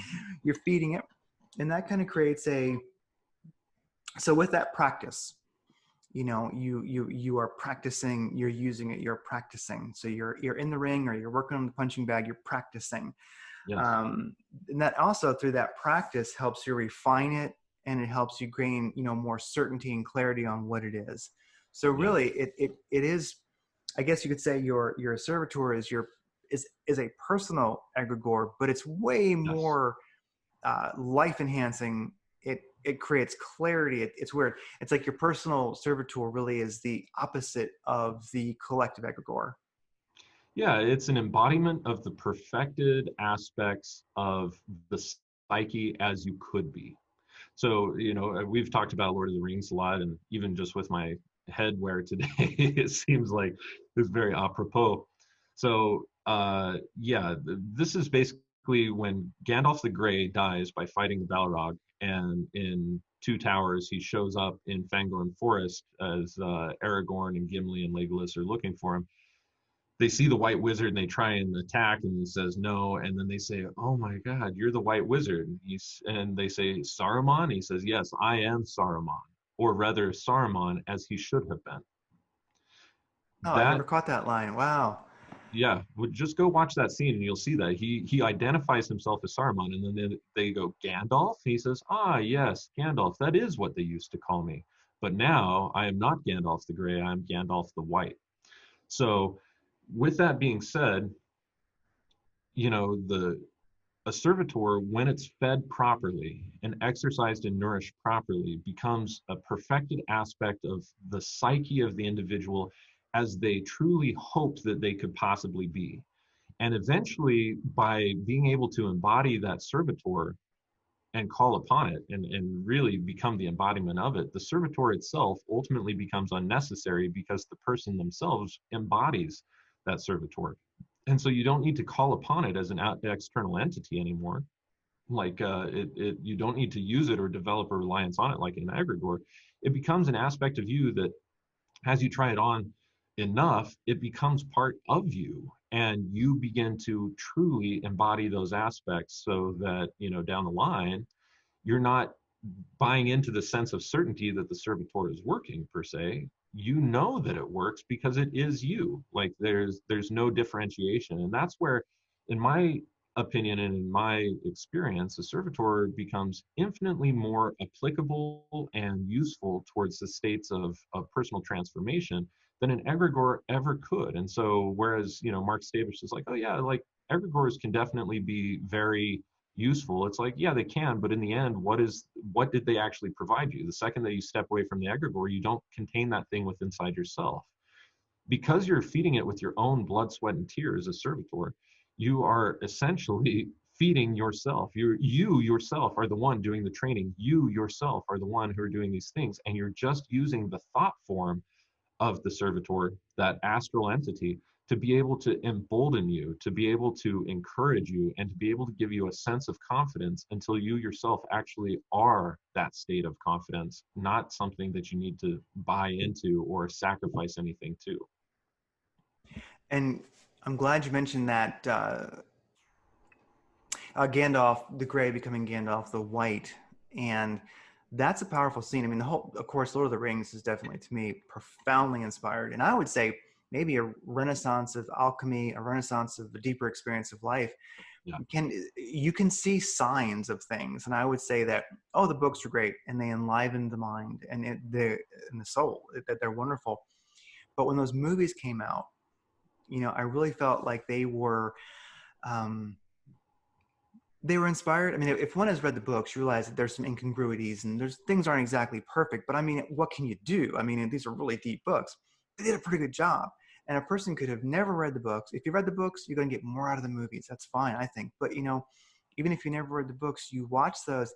And I think those books really I think they have enlivened a lot of people. because all these things are happening on that deep level. You know, we heard Gandalf the Grey say that. Maybe I never caught that. I didn't actually, but you did. But the thing is, I know now that it's been working on me, and now I'm ready to have that moment where, oh, now I hear that, now I get it, you know? So it's like Joseph Campbell said, myth has to go through many, many feet of soil because until it reaches, you know, the seed, you might say. So well, something that I think about is that I've been experiencing recently with the powerful egregores, and that's a great definition of servitors. I think that's something that everybody use it. Good stuff. But it's almost like right now, reality seems a lot like Tetris. Here's what I've been kind of feeling. If you don't live in egregores, we all maybe flitter in and out of them now and then. That's fine, you know. Sure. Yeah. But if you really are becoming more free of the egregore, you don't have a shape. So I always thought Tetris was very interesting, and it's something that I'm seeing right now. Is there's this intense gravity out there, and everybody wants to pull you down. Okay, you need to fit, and you need to become a shape. I want you to be for, or you're for it, or you're against it, or you're this, or you're that. What is it? Yeah. You know, and then once you make that shape, you boom, ground you to reality. It sticks you in you become, you know, that's it. Yeah, that's a good visual. Yeah, and so I think that one of the things that I know I'm doing, and it is working, is I'm just kind of floating around. And right now in this time where egregores are very intense, people are really giving themselves to them. I feel like it's a game of Tetris and everyone's like, hey, come here. I'm going to pull you down. Hey, come here, you know? And I'm just like, no, man, sorry. I'm just floating around. I'm not going to do it. Yeah, that's a good thing. You know, I would say, like, in my experience, like, hell, I didn't even turn on the console. I'm not playing that game. That game is absolutely senseless for me to play. It's a waste of my time. I would rather develop myself into something as I truly am, not fit within the shape or the context of how they want me to be. And within that, you get to choose, you know, whether you're even going to turn on the console or what game you're going to put in if you do turn on the console. Exactly, because I'll find myself saying to people, I will say, this is your game. This is your story, Yeah. you know, and you're trying to make me a character in it. And I won't do it. I won't agree. I won't disagree. I'm not going to engage it. Like you're saying, I'm not going to turn that console on, you know, sorry, you know, and it becomes very, very, maybe the word is liberating. Not sure what to call it, but it definitely has a positive effect. And it's if one practices, you know, being like the Tetris piece, but being nebulous and not being a shape, not becoming a shape, and not being grounded, not being pulled down. Yeah. It just starts to feel more free because right now, not to belabor it, but we have this intensity in the country right now. This intensity, and everybody wants to just. It's almost like the ground is jagged, and they want you to become a piece that fits it, and just boom and root you. And when you start going, sorry, I know you're projecting the crap out of that story, and I know you want me to fit in it, but I'm just not your puzzle piece, man. I can't do it. Yeah. I won't do it. See, I have a friend and a teacher too. He's a friend, a colleague, a teacher, all of those things. I think the relationship we have with each other is pretty reciprocal. His name is Sean Allen, though, and you know, every time that I would try and tap into an idea or an egregore that, you know, I wanted somebody to buy into, he would just literally, his energy was like this. It was like, cool. And he's, you know, and you would be like, well, what the hell does that mean? And you try and get some sort of response. He'd be like, oh, that's cool that you feel that way. And it's like, well, do you feel that way? He's like, I'm not really sure. I don't know if I even want to consider that because that's not on my plate. So when you become neutral and develop a state of awareness and allow other people's thoughts and emotions to be theirs and reflect that back to them, oftentimes, if they have any shred of self-awareness at all, they end up looking at that thing themselves and then they're like, you know what? I would rather be where Sean is actually with this whole thing than I would be with the intense emotions that I have towards this thing. I'd rather just be a whole lot more neutral to it.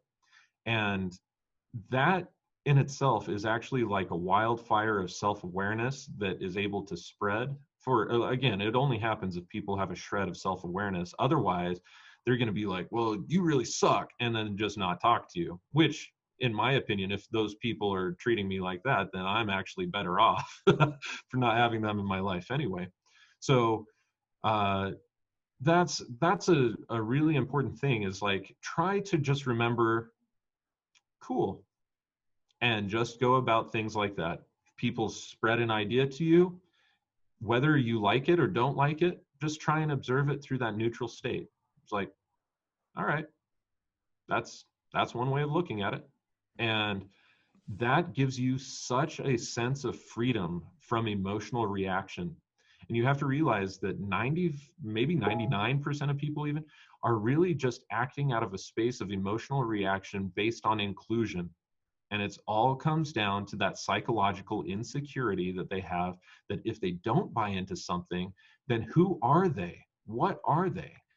And they're not okay, to draw back to your metaphor, ever being nebulous or being able to fit the circumstance or the situation at hand for them, but rather wanting to fit into the context of how everybody else sees things, or this group of people that they want to be a part of, or whatever else.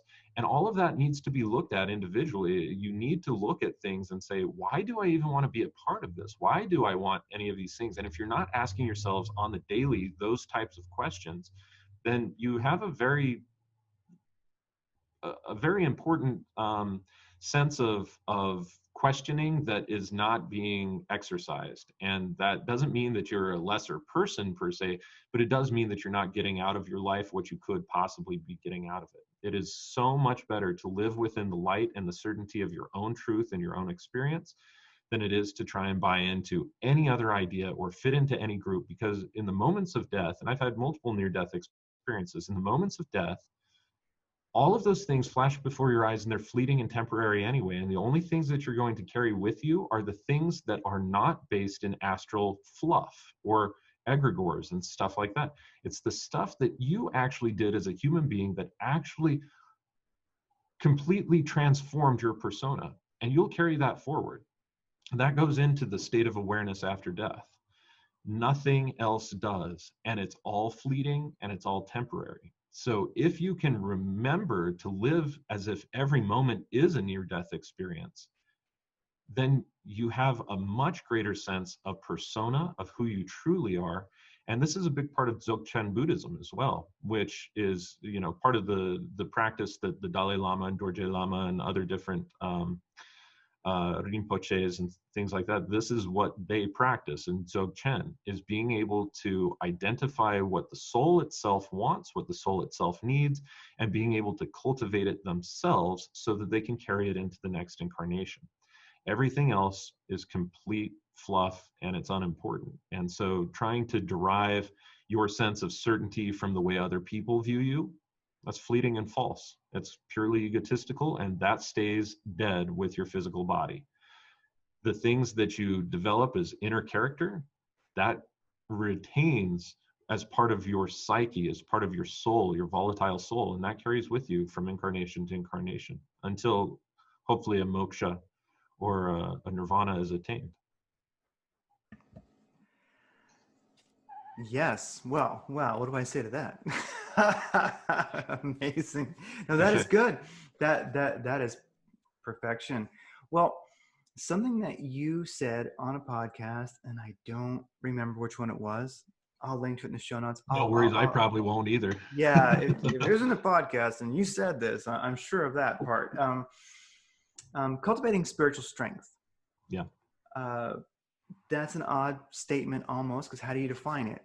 You look at like a Krishnamurti, you know, wow, there's one person to listen to, you know, when it comes to seeing clearly and being, you might say, powerful and transcending opinion and then going to knowledge. But what is knowledge and who are you? Oh my gosh, there's so much Krishnamurti on YouTube. I invite people, if you really would like to, you know, work out spiritually and intellectually, just listen to some Krishnamurti. That little guy, he might seem humble and jolly, but he's messing with you, man.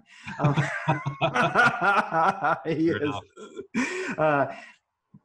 Cultivating spiritual strength. Those who continually try to make the volition of their soul manifest by putting themselves into current after current in an attempt to be able to achieve and manifest their intent. That is something you mentioned, you said, as a way of cultivating spiritual strength. And what it reminded me of when I heard you say that was the current.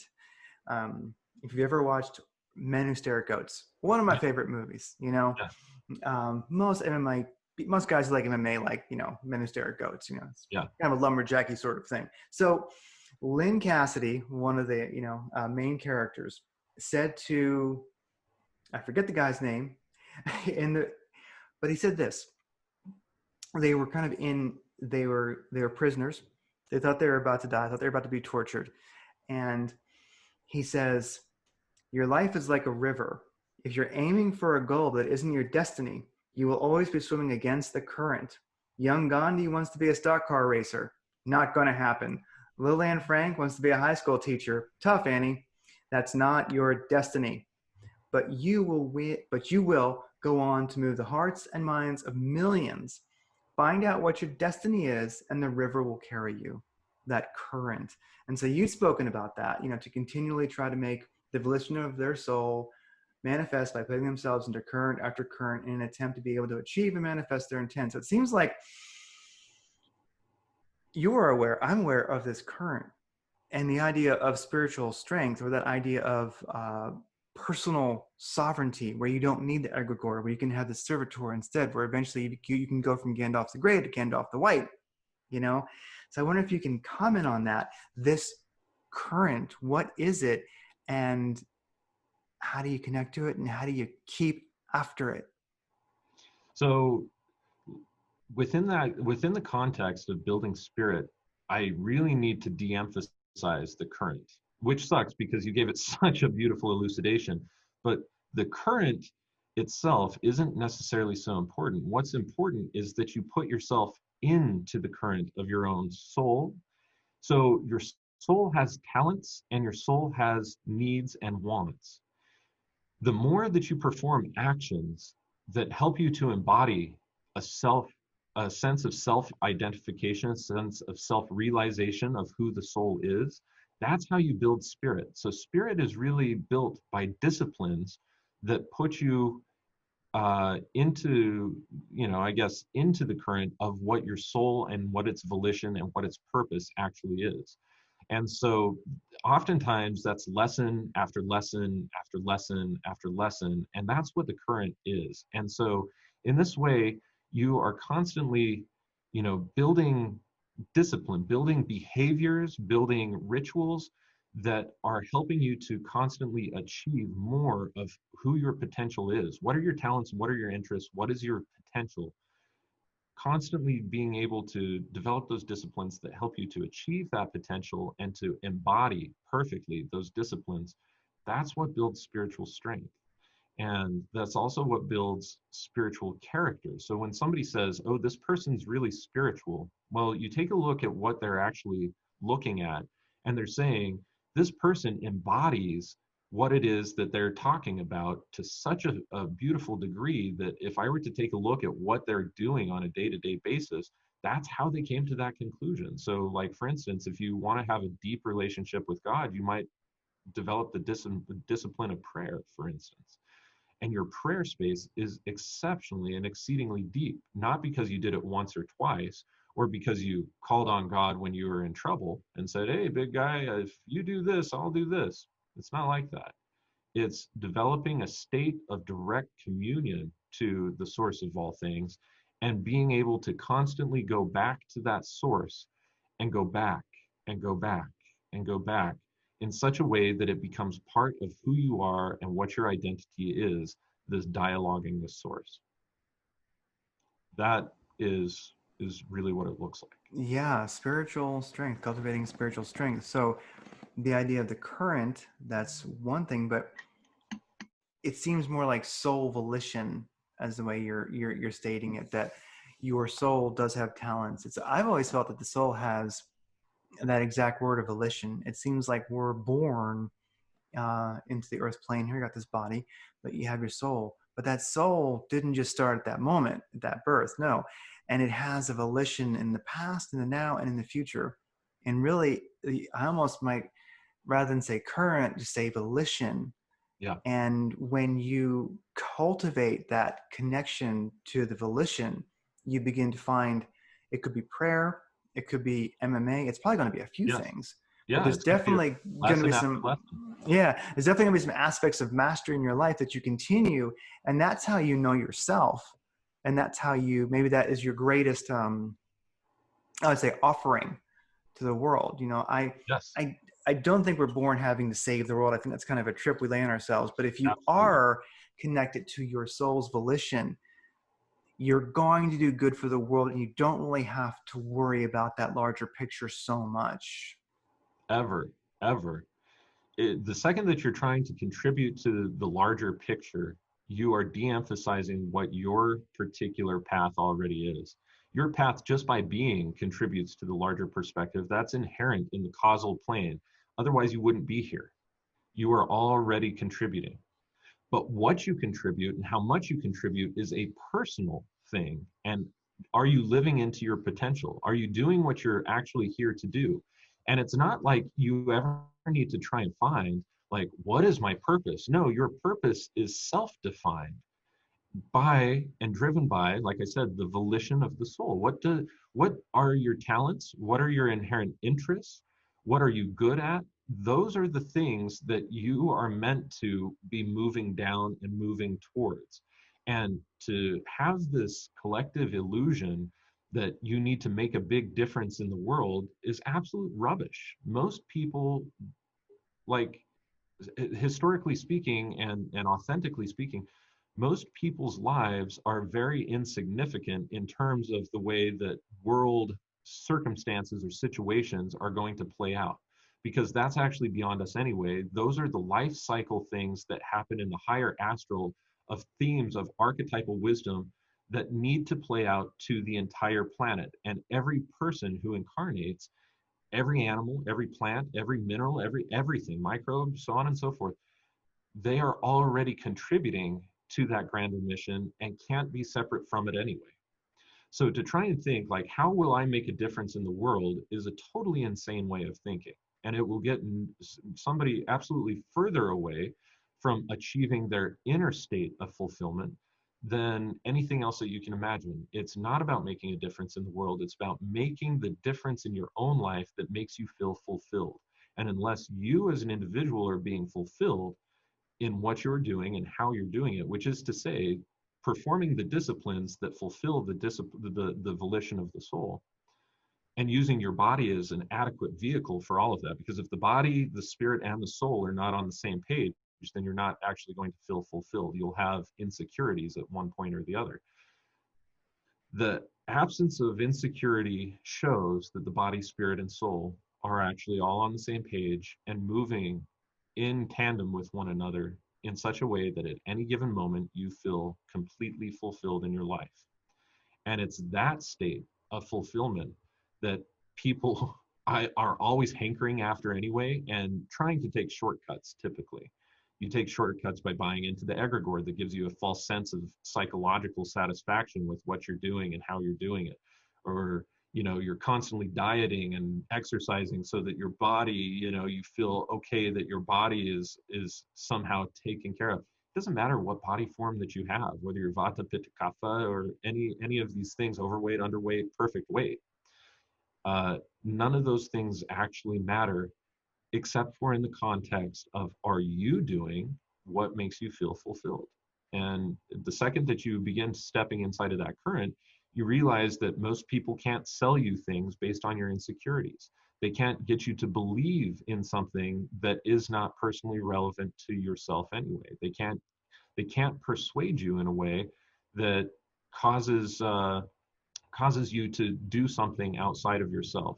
And so many people are so very distracted and have grown up from the time that they were very little believing that all these external factors of, you know, community inclusion, all this other stuff is what's going to make them feel fulfilled. Well, if that were true, we would have a lot of people feeling fulfilled. Yet I still see people hankering after things and developing addictions and behaviors that are self-defeating. And so I don't see that fulfillment.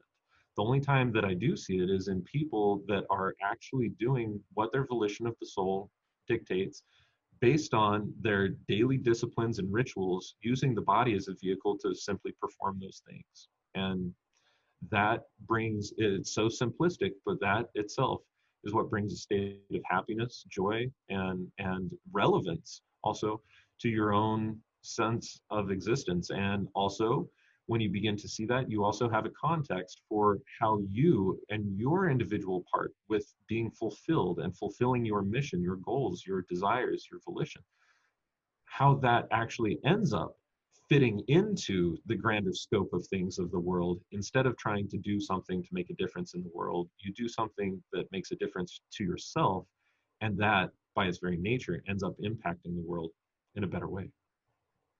I've always thought that, that the happy life has an aspect, as the world will see it, of sort of narcissism, where you go, no, this is why I'm here, for me. That's why I incarnated, by the way, for me. Yes. Exactly. And I kind of see a vision of the ocean. And so you're a surfer and you're saying, well, right now I'm riding my surfboard. My, volition is to ride this wave, is to do what I'm doing. I'm not responsible for the whole ocean. I'm an integral part of it right now, but I am me. I am doing this mission. So yeah, that's perfect. So I think that so much suffering comes from that, and I just call it a trap. Yep. Of the mind. You can call it of the Egregor. I mean, the state uses it. You name it.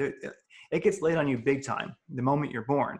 That it's all about service to others. Don't you want to make the world a better place, and this and that? And it's like, no, I don't really. To be honest with you, and then people are going, wait a second, this Tetris game, you need to have a shape. You gotta be wanting to do this or that. And I'm like, no, man, sorry, I'm just gonna float around. I'll get back to you later. That sounds very interesting. Well, go forth, man. Go forth and hard charge, baby. Exactly. Dude, if you want to make a difference in the world, and that's what the volition of your soul is, then go do it. But do so with the awareness of, are you being fulfilled as you do it? Because if you're not, then what's the point of even doing it? Like, you're not going to impact the world if you're not fulfilled personally. Yeah, and there is something about the desire to make the world a better place, the desire to affect the world. I tend to be very wary of that, because ultimately what a person is really saying is, I want it to be the way I want it. Yes. Yeah, well, absolutely. So has every murderous dictator all through history. Okay. Yeah, exactly. Get over yourself. Every dark magician too, in my opinion, like I use Aleister Crowley in this way. Aleister Crowley created the lemma, and he says, in the book of the law, Libra Legis, he says, do what thou wilt shall be the whole of the law. Love is the law, love under will, which, taken in a certain context, is absolutely fine and neutral. Taken the way that he lived it, he was trying to constantly browbeat his will upon nature in order to force a certain reality that he wanted to end up seeing. And it's funny because the phrase, the road to hell is paved with good intentions. That is exactly the trap that most people fall into when they try to think like, oh, I'm going to make the world a better place. And, if only this happened, then everybody would be great. And it's like, no, that's your own answer for how things need to, how to play out. And it's, when we say things like that, or when we get feelings like that, it's important to realize, like, okay, if everybody were like this, would this really be the end outcome that you're looking for? And the answer is no, because everybody's volition is entirely different. The phrase that Mama always used to tell us, like, it takes all types, that's about as true as it possibly can be in order to fulfill the volition of the world. I was talking to somebody yesterday. It's actually our very good friend and one of our employees, Jared. I said, I explain things to my daughter in terms that she can understand regularly, and it's that there would be no Harry Potter without the Voldemort. And if it wasn't Voldemort's path to do his thing, then there would be no Harry Potter potential to be able to save things and so on and so forth. But it's the dynamic contrast between those two states and opposing views that ultimately ends up creating the evolution in every party involved, and that betters the collective on its own for having learned these lessons. And so, as obscene as it might seem from a personal perspective at times, you have to allow all people to do exactly what it is that they are meant to be doing. And it's not always going to be, and shouldn't be, congruent with what you're doing. Otherwise, we're absolutely remaining inert. And the only way that death can ever happen, that the cycles of rebirth can ever happen, as stop happening, is what I mean to say, is that people end up thinking, feeling, acting, behaving the same way. That is truly death. And hopefully that has some really important socio-political and economic aspects ringing true for a lot of people who are listening to that, is that what you think is good for everybody is actually never good for anybody. Living into the volition of diversity, the grander the diversity, the greater the lessons, the greater the evolution. The less diversity and the more monotony, the more monoculture, so to speak, it drives death 100% of the time. And you can see that in agriculture. You can see that in any sort of communist society. You can see that everywhere where the purpose of people's lives becomes dictated, and then depression thrives, death thrives, so on and so forth. So it's absolutely critical to be able to accept, to love, and to embrace diversity. And that really is honoring your own soul, also honoring other souls, because I look at it like what I have mentioned to people, I have to remind myself of, and I mention it to others quite often, is I'll say, it's always been about you. You came here to grow spiritually. You came here for your soul's volition to be expressed and experienced. You know, you start here and you gain some wisdom and some greater consciousness, and then this incarnation ends. That's why you're here, and that's why everybody's here. And that path, you have to kind of honor it. You go, well, maybe that person is playing the doing the murderous dictator path. This person Yeah. here is doing the this path. This person, and you have to just honor that, like you're saying, and you realize that when you get into your own soul's volition, you don't really have time for that nonsense. You just go, when you do see something that maybe startles you, or maybe you have a bit of angst when you see it, and you go, interesting spiritual process, interesting incarnation over there. Oh, well, go forth, man. You hit it hard. Yeah, exactly. And you can take that even a step further. Like, why does that trigger me? What am I afraid of? What is my insecurity that this allows me to be triggered? Like, do I feel unsafe in who I am? Do I feel unsafe in my ability to protect from this kind of perspective? Do I contain that aspect inside of me that I've overcome or are still working on overcoming? And is that why this individual is triggering to me? Because I have these unresolved aspects in myself. And then from there, it can be a very beautiful transformation to walk down the path of viewing those things and coming to your own state of resolution, because it will bring a sense of fulfillment and peace to that particular lesson. And by you doing that, you will probably inspire other people to walk down their own state. And the murderous dictator with enough awareness would realize that, hey, it doesn't benefit me in any way or others in any real way to be on this path. So awareness is just an amazing thing. Objective awareness is an amazing thing. It's the greatest tool that we have as human individuals to be aware of the awareness of ourselves. And if we're not using that, we're really squandering our humanity in so many ways, but also depriving ourselves of the sense of fulfillment and states of consciousness that otherwise we could embody if only we were to, really kick ass with our sense of awareness. So. And definitely, I oftentimes find myself bringing those home, where, especially if you're attacked, let's say, because something triggers you. And let's just say, for instance, it was somebody telling you that you need to be this or that, and if you're not that, then you're blah. And that triggers you, and you go, well, I just kind of, when I get home and I can be chill and I can go, exactly, you do sit with that, and it can really expand your awareness, because there's something there. There's a there, as Rafa Phoenix says. And you go, okay, I'm going to work on that. And that, it's true. So you bring those things home, and in quiet peace and reflection, you can find yourself going deeper. Well, I'm sure you got to get going. I thought we could maybe wrap it up with, in the book, there is the the dragons of spiritual alchemy. And that's a deep subject, but maybe one thing I'd like to just I highlighted these two lines, and just wondering about your feeling on those. Like, how is Sure. basically this is because dragons are cool. Let's face it. All right. So the first step in spiritual alchemy is to seek out the dragon. And then I won't say it in Latin because I'll just screw it up, but it says to face the dragon is to seize life. And so what does that mean to you? Yeah, to me, that is to say that the dragon is kind of like this internal opponent, so to speak. It's the thing that you fear, and it's also the thing that is going to give meaning and purpose to the entire life. So we've all got these aspects of ourselves that we don't like, and most people are just so used to hiding the dragon, so to speak, in the dungeon, trying to keep it away from other people so that they are more liked and more well perceived and received. Ultimately, the dragon is your power, though. And the things that you don't like about yourself, when you go deep inside of those things, you learn that the reason that you don't like it is because they're too powerful, because they have so much significance, and because they have so much sway over who you are.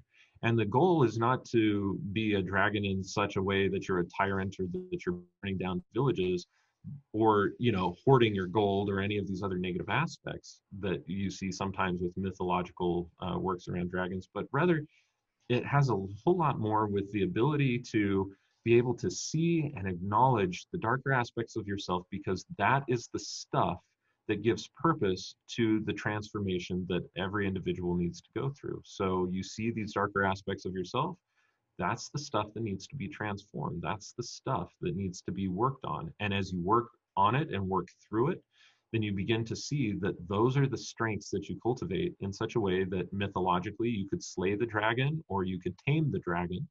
And ultimately, the dragon will, if you go through these processes, will eat its own tail and create the Ouroboros, self-fulfilling and ever perpetuating cycle of growth and of life.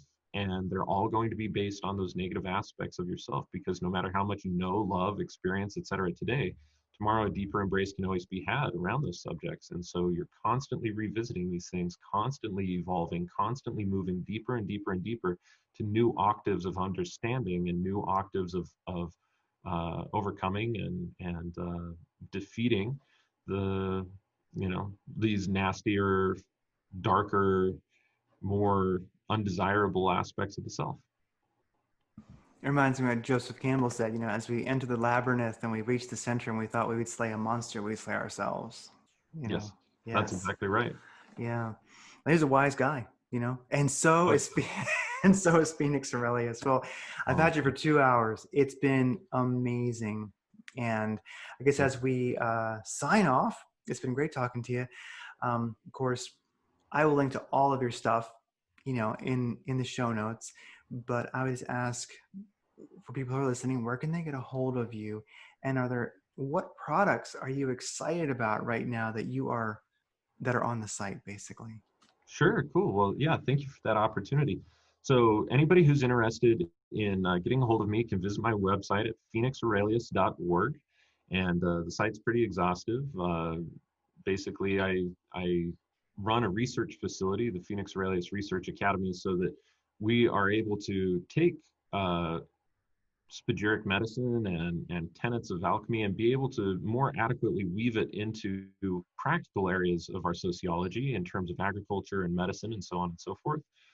And anytime anybody buys anything from the website or purchases educational packages, then it basically just helps to fund that research and to help keep us going in such a way that I'm able to perform my soul's volition by doing this incorporational work. So some products that I'm really excited about, I guess the first is not technically a product, but it's a class that's coming up. It's called the Archaeus of Water class on November 14th. And this is where I teach people how to perform the beginning works of working with alchemical processes using water. And water is widely overlooked by most individuals because it's such an abundant element, an abundant resource. But it's also the most important, and where so many things really begin and where we get enormous drawaways and takeaways inside of the work, because you're able to see how evolution happens in a very real way that you don't need belief to be able to say like, oh, I believe in evolution, I don't believe in evolution, creationism, all these things. No, like I can actually demonstrate these things in the laboratory to you, and you can see where vegetable, mineral, animal life really comes from, and how it's based on the fall of water from the heavens, and how rain gets perpetuated and snow gets perpetuated and driven to different areas. And you can see why certain terroirs have been able to be developed over time, different landscapes be able to be developed over time, and various life forms exist in those, whereas they don't in other places. What makes that happen? You're able to see that on a macrocosmic scale, and then you're also able to perform things on a microcosmic scale. And then I also show you how to make medicine, creating the archaeus of water as well. And so this is one of the greater arcanum, actually, of the alchemical work, and again, is widely overlooked because it's just such an abundant resource. So that's the first thing. That course is, I think, $300 and being held on November 14th. And then we just released a Moringa Magic Pack. Moringa is Moringa oleifera is one of the most nutrient-dense and medicinal things that grows on our planet. And it's kind of like a shrub-like tree. But a lot of people are probably familiar with it with just the leaf, but it also has flowers and seed pods and roots and bark and all these other aspects of it that are exceptionally medicinal. And I have worked with every different part of that plant that exists, and been able to create different items of pharmacopoeia that are really absolutely spectacular at various things. So we've made 2 different types of spagyric glyci from it, and I've also made spagyric tinctures of each of the individual components of the plant: the flower, the bark, the root, the leaf, the seed pod, all these different types of things. And so we've recently released that, and that's on like a 30% discount right now. And if there's only one plant that anybody could work with, alchemically speaking, it would either be moringa or cannabis would be the ones that I would suggest. And so I've got moringa available, just by a simple fact that cannabis isn't legal in all 50. Otherwise, I'd suggest that. Perfect. That sounds wonderful. And I think you've got a class coming up on fermentation.